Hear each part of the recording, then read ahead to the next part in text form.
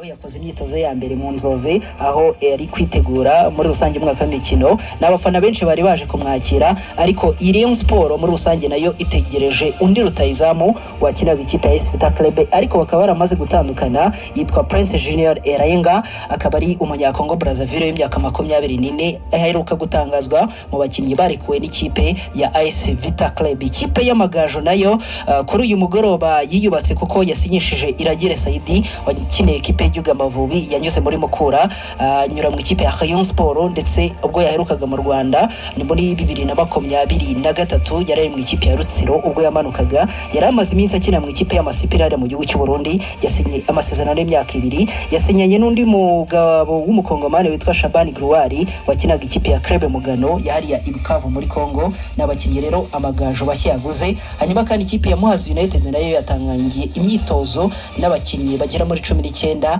abenshi nabashya muri ekipe ya Muhazi United nayo yavuyemo abakinnyi benshi. Hanyuma kandi ngiye muri Tanzania, nubwo imikino ya Sekafa iri buze gutangira, ikipe ya Gor Mahia nayo iri buze gutangira imikino ya Sekafa Kagame Cup. Abanyarwanda barimo Patrick Sibomana, Nemeri Basenge ntago bari mu bakinnyi bajyanye n'ikipe ya Gor Mahia mu gihugu cya Kenya. Bishatse kuvuga yuko batazakomenyazanya n'ikipe ya Gor Mahia, ariko kandi ishyirahamwe ry'umupira w'amaguru kuri mugabane wacu Afrika ryamaze kubwira igihugu cya Kenya ko aricyo kizakira igikombe cya Afrika cya 2027 bafatanyije na Uganda na Tanzania, ariko Kenya ari izakira umukino ufungura igikombe cya Afrika cya 2027 ndetse ikakira n'umukino wa nyuma w'igikombe cya Afrika. Reka nerekeze ku mugabane w'i Burayi.